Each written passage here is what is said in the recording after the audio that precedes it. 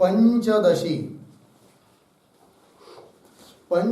ग्रंथ में चतुर्थ प्रकरण और चतुर्थ प्रकरण में श्लोक नंबर 63 बराबर। इस 63 नंबर के श्लोक की अवतरणिका को देखिए। मनोराज्य विजये किम भवति इति अतः आह। ठीक है, तो विषय चल रहा था ऊपर से कि अशास्त्रीय जो द्वैत है जीव द्वैत, वो दो प्रकार का बताया और दोनों भी प्रकार का तो वह द्वैत प्रपंच जीव सृष्टि उसका ज्ञान के पहले ही और बाद में भी सर्वकाल में उसका त्याग ही करना चाहिए, ये कहा। लेकिन पूर्व पक्षी ने कहा था कि भले जीव द्वैत में से जो है कि नहीं तीव्र है, अशास्त्रीय जीवद्वैत में से तीव्र जो है उसका तो त्याग करना ठीक है अनर्थ के लिए कारण होने से, किंतु मनोराज्य रूप जो मंद अशास्त्रीय जीवद्वैत है उसका स्वीकार करेंगे तो क्या हानि है कि नहीं। तो उसका उत्तर दिया था कि बहुत बड़ी हानि है। भले मनोराज्य रूप जीवद्वैत से साक्षात अनर्थ न भी हो, किंतु सभी अनर्थों का बीज उसमें है, इसलिए उसका त्याग अवश्य ही करना चाहिए, इस बात को बताया। फिर उस मनोराज्य रूप अशास्त्रीय जीवद्वैत का त्याग करने के लिए उपाय क्या हो सकता है, तो उस उपाय का भी बताया, उपाय भी बताया। हो गया ना। अब प्रश्न कर रहा है पूर्व पक्षी कि उन उपायों से समझ लीजिए मनोराज्य के ऊपर जय प्राप्त कर लिया, अर्थात अब मन की ये स्थिति हो गई कि वह मन भूल से भी विषय चिंतन नहीं करता है, मनोराज्य नहीं करता है। यदि ऐसी स्थिति मन की हो जाती है उपाय के द्वारा तो उससे क्या लाभ, ऐसा प्रश्न पूछ रहा है कौन, पूर्व पक्षी। मनोराज्य विजये किम भवति, मनोराज्य के ऊपर जय प्राप्त होने पर क्या होता है, किम भवति इति अतः आह, तो उसका उत्तर दे रहे श्लोक के माध्यम से। जिते तस्मिन् वृत्तिशून्यं मनस्तिष्ठति मूकवत् एतत्पदं वसिष्ठेन रामाय बहुधेरितम् जिते तस्मिन् वृत्तिशून्यं मनस्तिष्ठति मूकवत् एतत्पदं वसिष्ठेन रामाय बहुधेरितम्। जिते तस्मिन् वृत्तिशून्यं मनः तिष्ठति मूकवत् एतत्पदं वसिष्ठेन रामाय बहुधा ईरितम्। अन्वय। तस्मिन् जीते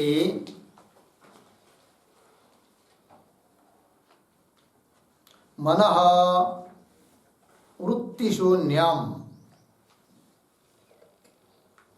मूकवत् तिष्ठति।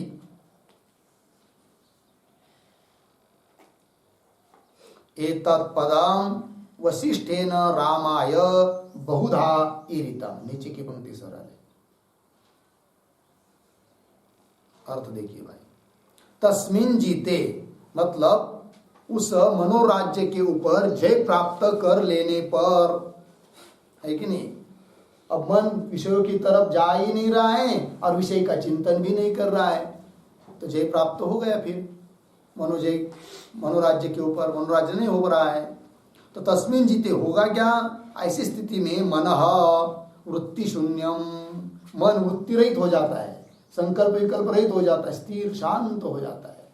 और कैसा, मनः वृत्ति शून्य मूकवत् तिष्ठति, जैसे मूका व्यक्ति, मूका मतलब जिसको जो बोल नहीं सकता है, जिसके वाणी में दोष है, मूका है, वह व्यक्ति जिस प्रकार क्या होता है, कुछ भी मन में आया तो भी वो बोल नहीं पाता है, उस प्रकार मन भी उस मूके आदमी की तरह शांत होकर रहता है। ठीक है, तो मूकवत् तिष्ठति। और वो जो स्थिति है फिर वो बहुत उच्च स्थिति है, वही है कि नहीं। तो वही करे आगे, एतत् पदम मतलब इस दशारूप पद अवस्था, इस अवस्था का वर्णन वशिष्ठ ऋषि ने राम के लिए अनेक बार बताया योग वासिष्ठ में। रामाय बहुधा ईरिता हो गया। आगे चलिए टीका, जीते तस्मिनिति यथा मूकः, मूकः प्रतीक है, सकल वाग व्यवहार रहित, मूक शब्द का अर्थ कर दिया सभी प्रकार के वाणी का व्यवहार से रहित, मतलब वाणी का बिल्कुल व्यापार कर नहीं सकता, एक शब्द भी नहीं बोल सकता है ऐसा मनुष्य, सकल वाग व्यवहार रहित, तिष्ठति स्थिर रहता है, एवं उस प्रकार मनः अपि, मन अपि मतलब मन भी, कब, मनोराज्य नष्ट होने पर मन भी सर्व व्यापार रहितम अवतिष्ठते इत्यर्थः, सभी व्यापारों से रहित, संकल्प आदि सभी व्यापारों से रहित स्थिर शांत हो जाता है। कौन? मन। अवतिष्ठते इत्यर्थः। आगे, अवृत्तिक मनोवस्थानस्य पुरुषार्थत्वे प्रमाणमाह। अब ये जो स्थिति प्राप्त हुई है कौन सी? अवृत्तिक स्थिति। अब मन बिल्कुल शांत है, ये जो स्थिति प्राप्त हुई है वो यही पुरुषार्थ है, यही ब्रह्मोपलब्धि है कि नहीं। क्योंकि मन जब शांत हो जाता है तो स्वयं सिद्ध स्वानुभूति होने लगती है। ठीक, तो वही कह रहे, ये जो अवृत्तिक वृत्ति रहित मनोवस्थान है, मन की स्थिति है, अवृत्तिक मनोवस्थानस्य पुरुषार्थत्वे, ये पुरुषार्थ के लिए कारण है या पुरुषार्थ स्वरूप है, इसके लिए प्रमाणम आह, प्रमाण दे दिया। कहा एतत् पदम वशिष्ठेन रामाय बहुधा एरितम। ठीक, एतत् पदम ये प्रतीक है, उसका अर्थ कर रहे हैं इयम दशा इत्यर्थ। एतत् पद, यह पद, यह पद मतलब यह दशा राम के लिए वशिष्ठ मुनि ने बहुत बार कही है। कौन शब्दों में कही? तो उन वशिष्ठ मुनि के श्लोक ही अब प्रमाण रूप से दे रहे ग्रंथकार। दो श्लोक, वशिष्ठ श्लोक द्वय वाक्यम उदारती, वशिष्ठ मुनि के जो श्लोक द्वय रूप वाक्य है उसको उदाहरण रूप से दे रहे हैं। दृश्यम नास्तीति बोधेन, दृश्यम नास्तीति बोधेन, मनसो दृश्यमार्जनम्, मनसो दृश्यमार्जनम्, संपन्नं चेत् तदुत्पन्ना, संपन्नं चेत् तदुत्पन्ना, परा निर्वाण निर्वृतिः, परा निर्वाण निर्वृतिः। दृश्यम नास्तीति बोधेन, मनसो दृश्यमार्जनम्, संपन्नं चेत् तदुत्पन्ना, परा निर्वाण निर्वृतिः। दृश्यम नास्ति इति बोधेन मनसः दृश्यमार्जनम् संपन्नम चेत् तत् उत्पन्ना परा निर्वाण निवृत्ति ही। अन्वय देखिए, पहली पंक्ति सरल है। दृश्यम नास्ति इति बोधेन मनसः दृश्यमार्जनम संपन्नम चेत् तत् परा निर्वाण निवृत्ति ही उत्पन्ना। मिल गया? तत्परा निर्वाण निवृत्ति उत्पन्ना। अर्थ देखिए भाई, जब अब मन की स्थिति हो गई है कि किसी चीज के बारे में अब संकल्प विकल्प नहीं कर रहा है, मनोराज्य भी नहीं हो रहा है, इसका मतलब मन में से सभी दृश्य वर्ग हट गए। जगत में जितने पदार्थ है उसका ही तो संकल्प विकल्प मन कर रहा था ना, तो ईश्वर निर्मित पदार्थ अपने अपने जगह पर है, रहने दो। किंतु वो सब पदार्थ जब मन में आते हैं तब दुख होता है। अब मन स्थिर हो गया, इसका मतलब दृश्यम नास्ति, मन में अब कोई दृश्य बचा नहीं है। तो दृश्यम नास्ति इति बोधेन, इस बोध से क्या? मनसः दृश्यमार्जनम, मन से दृश्य का मार्जन हुआ। मार्जन हुआ मतलब निवारण हुआ, मतलब मन से सभी दृश्य हट गए। ठीक है ना? अब केवल ब्राह्मी स्थिति रह गई। ठीक है ना? तो मनस दृश्यमार्जनम संपन्नम चेत, इस प्रकार संपन्न हो जाता है तो तत्कार्थ यहाँ पर तदा, तब परा निर्वाण निवृत्ति उत्पन्ना। परा मतलब परम श्रेष्ठ, निर्वाण मतलब मोक्ष, निवृत्ति मतलब सुख। क्या अर्थ हुआ? परम अतिशय श्रेष्ठ मोक्ष सुख उत्पन्न हो गया, वही मोक्ष सुख है, वही ब्राह्मी स्थिति है। ठीक है ना जी? चलिए आइए तो टीका को देखिए।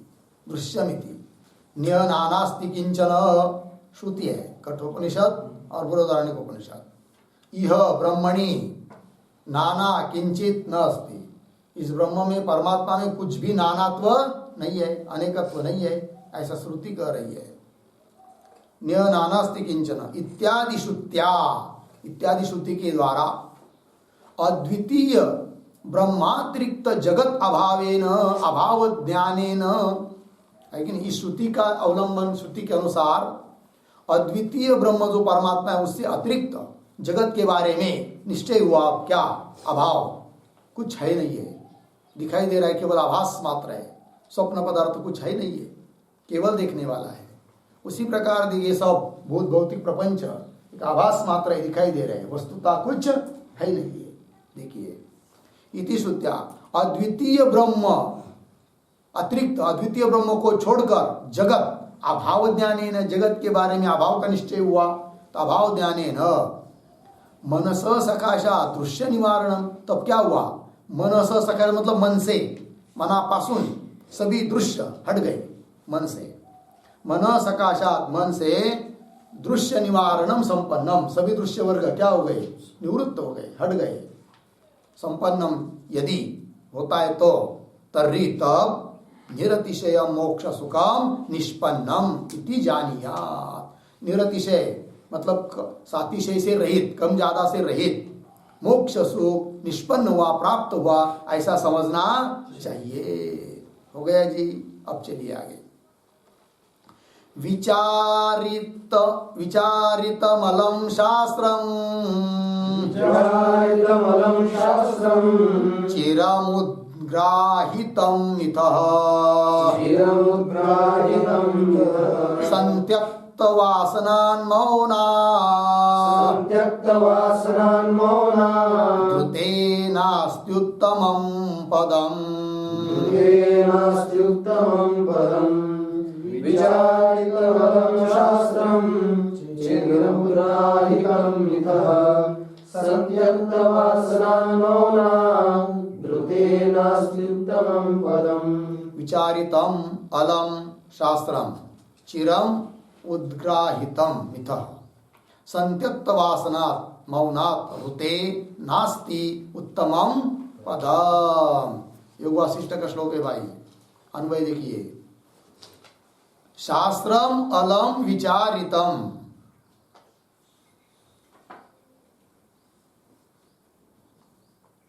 शास्त्रम अलम विचारितम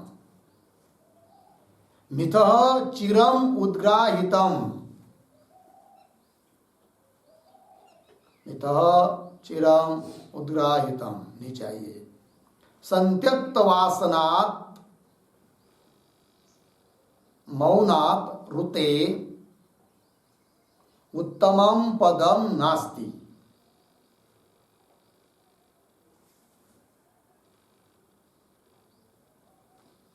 उत्तमं पदम नास्ति झालं। अर्थ देखिए, कह रहे हैं कि शास्त्रम अलम विचारितम, अलम मतलब अतिशय भरपूर पर्याप्त मात्रा में, विचारितम शास्त्र का चिंतन किया। ठीक है, वेदांत आदि शास्त्र उपनिषद आदि। शास्त्रम अलम विचारितम, इतना ही नहीं, उसके बाद श्रवण के बाद बहुत दिन तक सभी शास्त्र का वेदांतों का श्रवण किया, फिर उसके बाद मिथः चिरम उद्ग्राहितम, किसी को पकड़कर परस्पर में चीर काल तक, दीर्घ काल तक, उद्ग्राहितम परस्पर में ग्रहण कराया। पहले पढ़ा, बाद में पढ़ाया, चिंतन किया आपस में। मिथः चिरम उद्ग्राहितम, ऐसा होने से क्या? संत्यक्त वासना, चिंतन करते करते करते सभी वासनाओं की क्या हो जाएगी? निवृत्ति। और सभी वासनाओं की सम्यक रूप से यदि निवृत्ति हो जाती है तरुण वासना रहित जो मौन, मौन मतलब तुष्णिम भाव, अर्थात मन की संकल्प विकल्प रहित स्थिति, ऐसे जो मौन, उस मौनात रुते, उनके बिना, उसके बिना दूसरी और कोई उत्तमम पदम नास्ति, उसको छोड़कर दूसरा कोई उत्तम पद नहीं है। तो उत्तम पद सबसे कौन है? मौन स्थिति, मतलब केवल ऊपर से वाणी का मौन पकड़ लिया और अंदर बहुत खलबल चल रही है, वो कोई मौन नहीं है। सच्चा मौन तो वो है मन का मौन, मन में कोई संकल्प विकल्प नहीं आ रही है, नहीं किसी की आशा अपेक्षा आकांक्षा, जगत का कोई पदार्थ प्रलोभित नहीं कर रहा है, आकर्षित नहीं कर रहा है, खींच नहीं रहा है हम लोगों को। ऐसी स्थिति जब हो जाती है, सभी विषय को हटा दिया, शांत हो गया, जगत के बारे में मिथ्यात्व निश्चय हुआ, ये सब कल्पना मात्र है। जैसे मोबाइल में या चित्रपट गृह में चित्र दिखते हैं कि नहीं, कुछ नहीं होता है, केवल प्रकाश है। उस प्रकार ये सब आभास मात्र है, इन सब का साक्षी दृष्टा केवल अकेला मैं। मन बुद्धि भी, उसका भी मेरे साथ कोई संबंध नहीं है। और फिर कोई संकल्प विकल्प नहीं रहा, मन स्थिर हो गया, शांत हो गया। यही सबसे बड़ा उच्च पद है, यही ब्राह्मी स्थिति है, यही जीवन मुक्त अवस्था है। इससे बढ़कर और दूसरा कोई सुख वाला पद नहीं है। वो सुख का बताया है ना, इससे बढ़कर इसका सुख, इससे बढ़कर उसका सुख। तो वासना रहित एकांतवासी पुरुष को जिस सुख की अनुभूति होती है, वो सबसे बड़ा सुख होता है, उससे बड़ा और सुख कोई नहीं। किंतु केवल एकांत में जाकर बैठ गया तो सुख मिलेगा, ये नहीं। कैसा? निर्वासना, वासना रहित, कोई वासना बची नहीं अभी, न किसी की याद आ रही है, न किसी की अपेक्षा हो रही है, बस अपने स्वरूप में स्थिति में बैठा हुआ है। ठीक है ना? उसको कभी ऐसा हो ही नहीं सकता कि आज मला करवाना म्हणून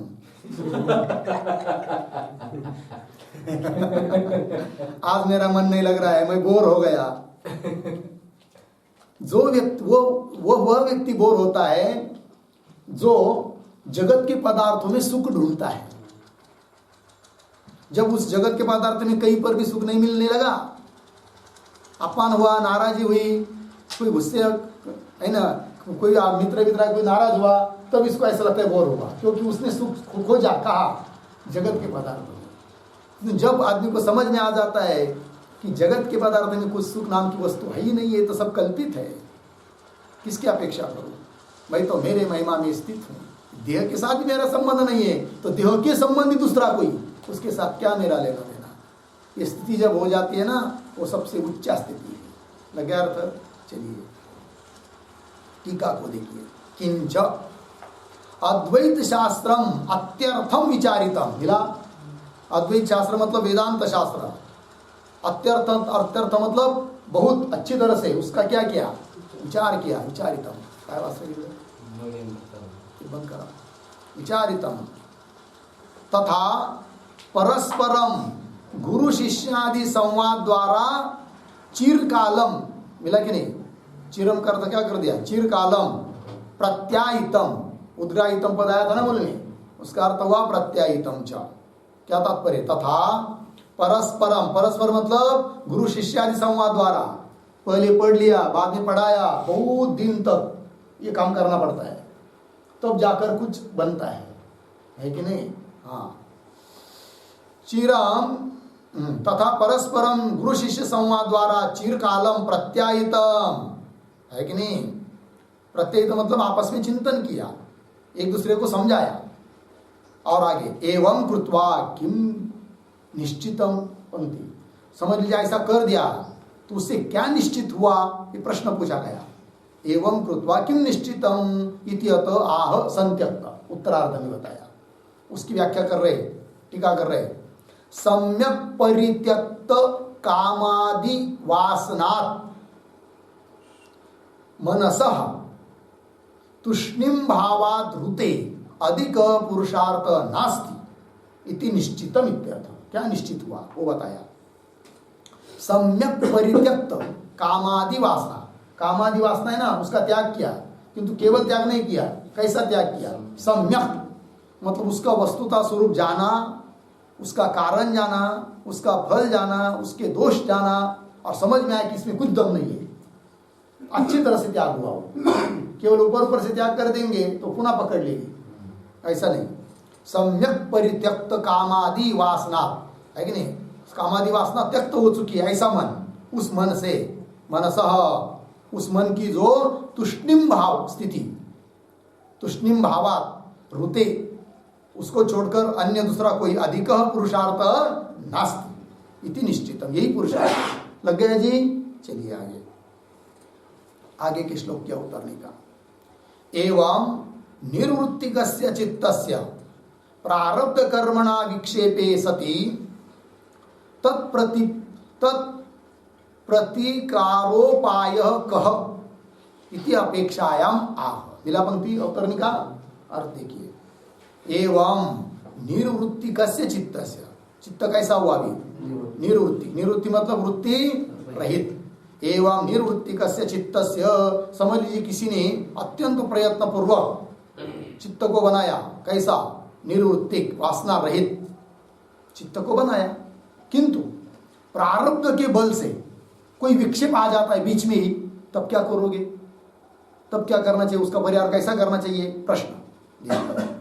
एवं निर्वृत्तिकस्य चित्तस्य प्रारब्ध कर्मणा विक्षेपे सति, प्रारब्ध कर्म के द्वारा यदि विक्षेप हो जाता है तो विक्षेप होने पर तत्प्रतिकारोपाय, उस प्रारब्ध के निमित्त से आया हुआ जो विक्षेप है उसका प्रतिकार करने का, उसको हटाने का उपाय क्या हो सकता है, क उपाय इति अपेक्षायाम, ऐसी जानने की जब इच्छा होती है तब उत्तर दे रहे श्लोक के माध्यम से। ठीक, श्लोक को पढ़ेंगे। विक्षिप्यते कदाचित् धीः, विक्षिप्यते कदाचित् धीः, कर्मणा भोगदायिना, कर्मणा भोगदायिना, पुनः समाहिता सा स्यात्, पुनः समाहिता सा स्यात्, तदैवाभ्यास पाटवा, तदैवाभ्यास पाटवात्। विक्षिप्यते कदाचित् धीः, कर्मणा भोगदायिना, पुनः समाहिता सा स्यात्, तदैवाभ्यास पाटवात्। विक्षिप्यते कदाचित् धीः कर्मणा भोगदायिना, पुनः समाहिता सा स्यात्, तदा एव अभ्यास पाटवा। अन्वय देखिए। भोगदायिना कर्मणा,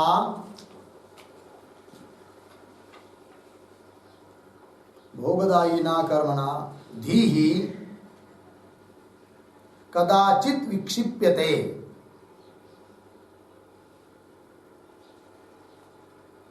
कदाचित् विक्षिप्यते। आगे तदा एव, नीचे की पंक्ति में, तदा एव सा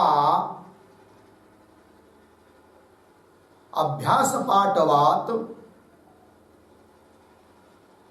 अभ्यास पाटवात् पुनः समाहिता स्यात्, पुनः समाहिता स्यात्। ठीक, अर्थ देखिए भाई। भोगदायिना कर्मणा, भोग देने वाले जो कर्म, प्रारब्ध कर्म, उसके द्वारा, धी नाम बुद्धि, कदाचित विक्षिप्यते, कदाचित विक्षिप्त हो जाती है, तब क्या होगा, तो कह रहे कोई घबराने की बात नहीं है। इस प्रकार रोज का अभ्यास रहेगा ना, है कि नहीं, चित्त को निवृत्ति करने का तो अभ्यास हुआ, तो तदा एव, उसी समय, सा मतलब वो विक्षिप्त हुई वृत्ति, है कि नहीं, या वो विक्षिप्त प्राप्त हुआ कि नहीं, वह सा विक्षिप्त वृत्ति बुद्धि अभ्यास पाठवाद, अभ्यास की कुशलता से, अभ्यास पाठवाद, अभ्यास दार्ढ्यात, पाठवाद का मतलब अभ्यास की दृढ़ता से क्या होगा, पुनः समाहिता स्यात्, पुनः समाहिता, समाहिता मतलब एकाग्र, पुनः वो तुरंत क्या हो जाएगी, एकाग्र हो जाएगी। क्योंकि रोज का अभ्यास है, कभी कभी एक आधी बार प्रारब्ध से कुछ विक्षेप हुआ तो तुरंत उस अभ्यास के बल से पुनः वो बुद्धि क्या हो जाएगी, एकाग्र हो जाएगी, स्थिर हो जाएगी। बहुत घबराने की बात नहीं है।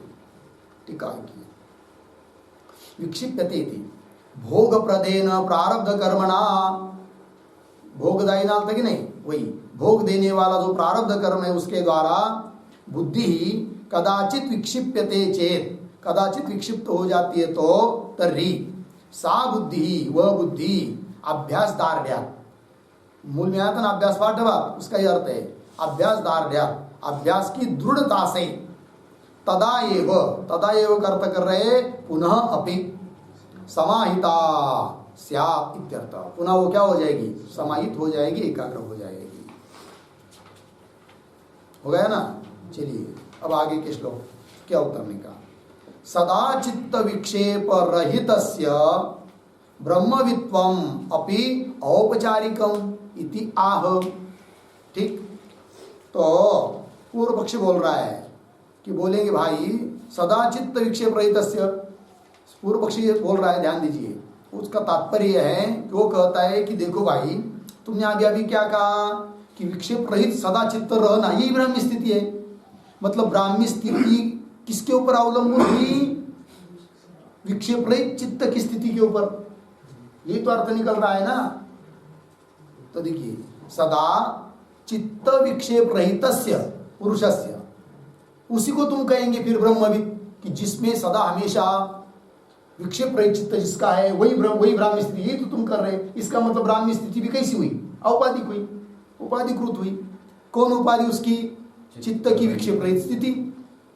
फिर जिसके पास नहीं है चित्त की विक्षेप रहित स्थिति, अर्थात जिसके चित्त में विक्षेप है कि नहीं, फिर उसको ब्राह्मी स्थिति है ही नहीं। और जिसके पास विक्षेप नहीं है, विक्षेप रहित स्थिति है, उसी की ब्राह्मी स्थिति। यही तो तुम्हारा कहना हुआ ना। अर्थात ब्राह्मी स्थिति कोई स्वयं सिद्ध नहीं हुई, वो भी कैसी हुई, औपाधिक ही हुई, औपचारिक हुई। कौन बोल रहा है, सदा चित्त विक्षेप रहितस्य पुरुषस्य ब्रह्मवित्वम, उसके लिए ब्रह्मवित्पना वह भी औपचारिकम है कि नहीं, और आरोपित हो जाएगा, औपचारिक हो जाएगा। ऐसा यदि कोई कहता है तो उसके लिए उत्तर दे रहे हैं विक्षेपो यस्य नास्त्यस्य ब्रह्मवित्वं न मन्यते ब्रह्मैवायमिति प्राहुर्मुनयः पारदर्शिनः। विक्षेपो यस्य नास्त्यस्य ब्रह्मवित्वं न मन्यते ब्रह्मैवायमिति प्राहुर्मुनयः पारदर्शिनः। विक्षेपः यस्य नास्ति अस्य ब्रह्मवित्वं न मन्यते ब्रह्म एव अयम् इति प्राहुः मुनयः पारदर्शिनः। अन्वय देखिए, यस्य विक्षेपः नास्ति, यस्य विक्षेपः नास्ति अस्य ब्रह्मवित्वं न मन्यते ब्रह्मवित्वं न मन्यते। नीचे आइए, पारदर्शिनः मुनयः, पारदर्शिनः मुनयः अयं ब्रह्म एव इति प्राहु, इति प्राहु। ठीक है जी, अर्थ देखिए भाई, सिद्धांति उत्तर दे रहे पूर्व पक्षी को, अरे पूर्व पक्षी तुम्हारा कहना तब ठीक होता यदि हम इस प्रकार की परिभाषा करते। किस प्रकार की, कि यस्य विक्षेप नास्ति अस्य ब्रह्मवित्वम, जिसमें विक्षेप नहीं है वह ब्रह्मवेत्ता है। ऐसी यदि हम ब्रह्मवेत्ता की परिभाषा करते तब तुम्हारा कहना ठीक था कि ब्राह्मी स्थिति भी औपचारिक है, आरोपित है करके। किंतु हमारी परिभाषा ऐसी है ही नहीं। कौन सी, कि जिसका चित्त में विक्षेप नहीं वो ब्रह्मवेत्ता, ऐसा नहीं है। वही लिखा, यस्य विक्षेप नास्ति, जिसके लिए विक्षेप नहीं है, अस्य ब्रह्मवित्वं न मन्यते, वो ब्रह्मवेत्ता इति न मन्यते, ऐसा हम नहीं मानते। फिर बोलेंगे क्या क्या मानते हो फिर, तो मानते ये हैं कि ब्रह्मविद ब्रह्म एव भवति, जिसने ब्रह्म को जान लिया ना वो ब्रह्मवेत्ता नहीं, अभी ब्रह्म ही है कि नहीं, वो ब्रह्म ही बन गया। तो फिर प्रारब्ध के द्वारा विक्षेप कितनी भी होने दो, उसको कोई उसकी हानि नहीं, वो ब्रह्म ही बन गया अभी। यह अर्थ है। पंक्ति देखिए नीचे की, पारदर्शिनः मुनयः, है कि नहीं, उस परमात्मा तत्व का दर्शन करने वाले जो मुनि लोग, वे ऊपर की परिभाषा नहीं करते कि यस्य विक्षेप नास्ति अस्य ब्रह्मवित्वम इति न, ऐसा नहीं करते वो। फिर पारदर्शिनः मुनयः अयम ब्रह्म एव इति प्राहुः।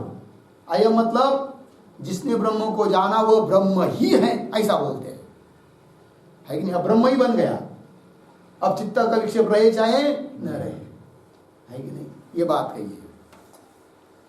तो वही अयम, अयम शब्द का अर्थ है ब्रह्मविद, ब्रह्म एव, ब्रह्म ही है इति प्राहुः, ऐसा बोलते हैं। हो गया ना। हाँ, अब कोई दिक्कत नहीं है।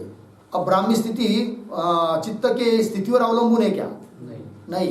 एक बार ब्रह्म तत्व को जान लिया तो ब्रह्म ही बन गया। हाँ, यदि उसका चित्त में कोई विक्षेप नहीं रहेगा तो जीवन मुक्ति का विलक्षण आनंद मिलेगा। और समझ चित्त में विक्षेप आ जाता है तो भले जीवन मुक्ति का आनंद न मिले, किंतु वो ब्रह्म ही है। जो एक बार ब्रह्म को अच्छी तरह से मैं के रूप में जान लिया तो, साक्षात्कार कर लिया तो, ये बात। आगे चलिए। टीका विक्षेप थी पारदर्शिन प्रतीक है, उसका अर्थ कर दिया वेदांत पारगाह। वेदांत मतलब उपनिषद, उपनिषद को अच्छी तरह से जानने वाले, रहस्य को जानने वाले मुनि लोग। आगे आगे के श्लोक क्या उत्तर निका। अत्रापि वशिष्ठ वाक्य उदारती, इस बात के लिए भी वशिष्ठ मुनि का वाक्य उदाहरण रूप से दे रहे हैं। दर्शना दर्शने हि त्वा स्वयं केवल रूपतः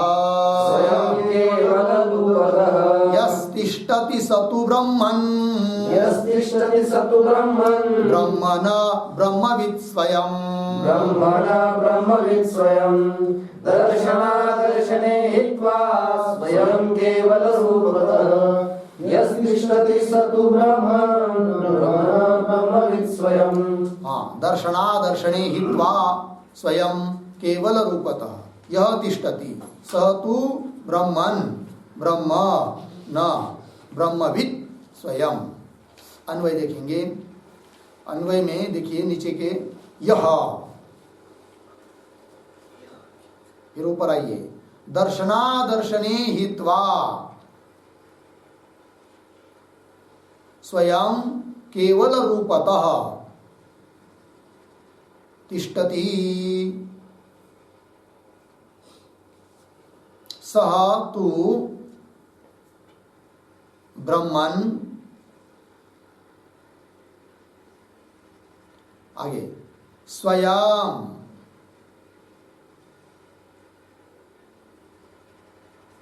स्वयं मिला, स्वयं ब्रह्मविद न, क्यों नहीं, ब्रह्मन की बात है ना, एक मिनट। स तु ब्रह्मन, इतना हुआ कि नहीं। आगे स्वयं ब्रह्म, ऐसा स्वयं ब्रह्म अर्धविराम ब्रह्मविद न, ब्रह्मविद न। अर्थ देखिए करे यह जो दर्शनादर्शने हित्वा, दर्शन अदर्शन ज्ञान अज्ञान इन सब का त्याग करके स्वयं केवल रूपत, केवल रूप बन गया, चित्त स्वरूप बन गया, है कि नहीं। अज्ञान भी छोड़ दिया, उसका बात हो ही गया पहले। अहम ब्रह्मास्मि इस विद्यात्मक ज्ञानात्मक वृत्ति के द्वारा अज्ञान तो नष्ट हुआ। फिर जो अहम ब्रह्मास्मि वृत्ति थी, विद्या ज्ञान जिसको कहते, वो भी छूट गया, फिर केवल ब्रह्म बन गया। जैसे सुषुप्ति से जगा हुआ व्यक्ति थोड़ी देर के लिए तो कहता है मैं जग गया हूं, मैं जग गया हूं, कि दिन भर बोलता रहता है मैं जग गया, मैं जग गया, मैं जग गया। अब मैं जग गया ही वृत्ति उत्पन्न हुई थी, अब जगा हुआ ही है तो भी वो वृत्ति समाप्त हुई, केवल जग रहा है, मतलब जागृत अवस्था में है। उस प्रकार अहम ब्रह्मास्मि शुरू में तो वृत्ति रहेगी, किंतु जब दृढ़ बोध हो जाता है ब्रह्म में मैं ही हूं करके, तब विद्या स्वरूप ज्ञान स्वरूप जो अहम ब्रह्मास्मि वृत्ति है वो भी छूट जाती है। इसलिए कह दिया दर्शन अदर्शनी हित्वा, वो भी छूट गए दोनों भी। फिर क्या बन गया, केवल चित्त स्वरूप बन गया, ब्रह्म बन गया। स्वयं केवल रूपतः तिष्ठति, केवल स्वयं अपने रूप में ही जो रहता है, तिष्ठति मतलब स्थितम भवति, स्थित हो जाता है ब्रह्म में ही। ऐसा जो व्यक्ति सह तू, वह तो हे ब्रह्मन, हे भगवान, क्या वह स्वयं ब्रह्म, वो स्वयं ब्रह्म है, ब्रह्मविद न। अब वो ब्रह्मविद नहीं है, क्या है? ब्रह्म ही है। लग गया अर्थ? चलिए टीका, दर्शनादर्शन इति, यह प्रतीक है। ब्रह्म जानामि न जानामि इति व्यवहार द्वयम परित्यज्य। मूल में क्या आया था? दर्शनादर्शन हित्वा, उसकी व्याख्या कि ब्रह्म जानामि दर्शन, न जानामि अदर्शन अज्ञान, इति दोनों प्रकार का व्यवहार द्वयम, दोनों प्रकार की प्रतीति और प्रतीति के अनुसार कथन, ये सब परित्यज्य छोड़कर स्वयं अद्वितीय चैतन्य मात्र रूपेण अवतिष्ठते, स्वयं अद्वितीय चैतन्य मात्र रूप से स्थित हो जाता है, तिष्ठते। सह, टीका, सह स्वयं ब्रह्म एव, वो स्वयं क्या बन गया? अभी ब्रह्म ही बन गया। न ब्रह्मविद इति, वो ब्रह्मविद नहीं है, क्या है? ब्रह्म ही है। लग गया अर्थ? चलिए आगे, सकल द्वैत विवेचनम उपसंवरति, है कि नहीं? ये जो चौथा प्रकरण है, इस चौथे प्रकरण का क्या नाम था? द्वैत विवेक प्रकरण। तो अभी तक जो द्वैत का विवेचन किया, जीव द्वैत, ईश्वर सृष्टि, जीव सृष्टि आदि आदि, उसका उपसंहार कर रहे हैं।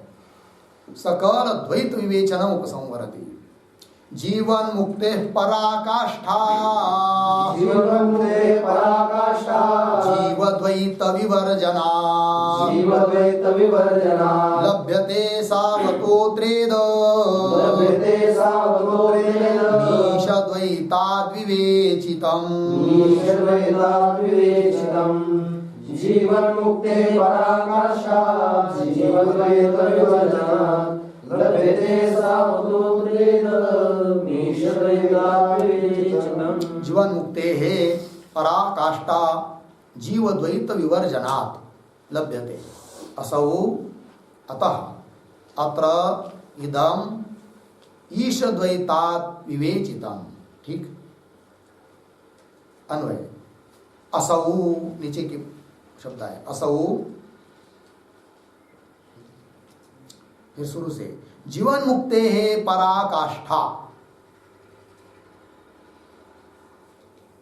जीव द्वैत विवर्जनात् लभ्यते। अतः अत्र इदम ईश द्वैतात् विवेचितम्।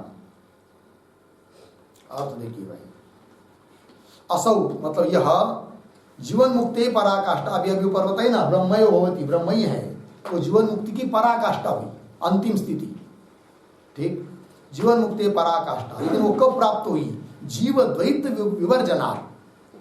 विवर्जनात् का अर्थ है त्यागात्, जीव सृष्टि का त्याग कर देने पर ही जीवन मुक्ति की पराकाष्ठा प्राप्त होती है। जीवन मुक्ति पराकाष्ठा जीव द्वैत विवर्जनात्, विवर्जनात् त्यागात् लभ्यते, प्राप्त होती है। अतः इसलिए अत्र, अत्र नाम अस्मिन् प्रकरणे इदम ईश द्वैतात् विवेचितम्। इदम जीव द्वैतम, जीव सृष्टि, ईश द्वैतात् ईश्वर के द्वारा निर्मित जो द्वैत प्रपंच, उससे विवेचित कर दिया, अलग कर दिया, अलग करके दिखाया कि ईश्वर सृष्टि है और ये जीव सृष्टि है। क्योंकि हमको त्याग करना है किसका? जीव सृष्टि का। और जीव सृष्टि का त्याग कर देने पर क्या स्थिति प्राप्त होती है? जीवन मुक्ति की पराकाष्ठा प्राप्त होती है। और जो व्यक्ति जीवन मुक्ति की अंतिम स्थिति प्राप्त करना चाहता है, मोक्ष प्राप्त करना चाहता है, उसको क्या करना पड़ेगा? जीव सृष्टि का त्याग करना पड़ेगा। और जीव सृष्टि का त्याग करने के लिए क्या चाहिए? जीव सृष्टि का ज्ञान चाहिए, कौन सी जीव सृष्टि है करके। तब हमने ग्रंथकार कह रहे कि इस प्रकरण में ईश सृष्टि से अलग करके समझाया, किसको? जीव सृष्टि को। अलग समझ में आई तो उसका त्याग करना सरल हो जाता है। इसलिए चलिए, इति श्रीमद् परमहंस परिव्राजकाचार्य श्री भारती तीर्थ विद्यारण्य मुनिवर्य कृत पंचदश्याम द्वैत विवेक समाप्त। इस प्रकार भारत श्रीमद परमहंस परिव्राजकाचार्य ऐसे भारती तीर्थ और विद्यारण्य ये दोनों मुनि वर्य श्रेष्ठ मुनि उनके द्वारा निर्मित पंचदशी में द्वैत विवेक नाम का प्रकरण समाप्त हुआ। अब उसकी टीका देखिए अंतिम के श्लोक की। जीवन मुक्ति थी असौ प्रतीक है। असौ का अर्थ कर रहे हैं उक्त प्रकार, ऊपर ऊपर अभी जो कही ना जीवन मुक्ति वो सब उक्त प्रकारा क्या जीवन मुक्ति है पराकाष्ठा, जीवन मुक्ति की पराकाष्ठा। तो जीवन मुक्ति पराकाष्ठा प्रतीक है, उसका अर्थ कर रहे निरतिशय पर्यवसान भूमि, यह अर्थ किया। निरतिशय पर्यवसान भूमि मतलब सबसे अधिक स्थिति की भूमि प्राप्त होना, अवस्था प्राप्त होना। भूमि मतलब अवस्था, निरतिशय जिसके बढ़कर और दूसरी कोई अवस्था नहीं है। तो निरतिशय पर्यवसान है कि नहीं, सबसे श्रेष्ठ ऐसी जो क्या है भूमिका है, अवस्था है, उसकी प्राप्ति पराकाष्ठा। निरतिशय पर्यवसान भूमि, अर्धविराम भूमि के बाद फिर आगे देखिए जीव द्वैतस्य प्रतीक है, उसका अर्थ कर रहे मनोमय प्रपंचस्य। जीव द्वैत मतलब कौन, मनोमय प्रपंचस्य। विवर्जनात्, विवर्जनात् प्रतीक है, उसका अर्थ कर दिया परित्यागात्, परित्याग कर देने से। लभ्यते, लभ्यते प्रतीक, उसका अर्थ कर दिया प्राप्यते, प्राप्त होती है। हो गया ना, लभ्यते का अर्थ हुआ प्राप्यते, प्राप्त होती है। तो क्या प्राप्त होती है, लेकिन जीवन मुक्ति की पराकाष्ठा। ठीक है, कब मनोमय प्रपंच का त्याग करेंगे तब। ठीक, आगे टीका में अतः प्रतीक है। अतः का मतलब अतः का अर्थ कर दिया कारणात्, इस कारण से। इदम, इदम प्रतीक है। इदम का अर्थ कर रहे हैं जीव द्वैतम, जीव सृष्टि मानस प्रपंच जीव द्वैतम। आगे ईश द्वैतात प्रतीक, उसका अर्थ कर रहे हैं ईश्वर सृष्ट द्वैतात, ईश्वर के द्वारा रचित जो द्वैत प्रपंच है उससे। विवेचितम, विवेचितम प्रतीक है, उसका अर्थ कर दिया विविच्य प्रदर्शितम, अलग करके दिखा दिया। कौन, जीव सृष्टि, किससे, ईश्वर सृष्टि से जीव सृष्टि को अलग करके दिखाया, क्योंकि उसका त्याग कर सके। और जीव सृष्टि का त्याग कर देंगे तो जीवन मुक्ति की पराकाष्ठा प्राप्त होगी है, यह अर्थ हुआ। इति श्रीमद परमहंस परिव्राजकाचार्य श्री भारती तीर्थ विद्यारण्य मुनिवर्य किंकरेण श्री रामकृष्णाख्य विदुषा विरचिता द्वैत विवेक पद योजना समाप्त। ठीक है, टीका भी यहाँ पर समाप्त हुई। कल से 5वां प्रकरण चालू होगा। ओम पूर्णमदः पूर्णमिदं पूर्णात् पूर्णमुदच्यते पूर्णस्य पूर्णमादाय पूर्णमेवावशिष्यते। ओम शांति शांति शांति।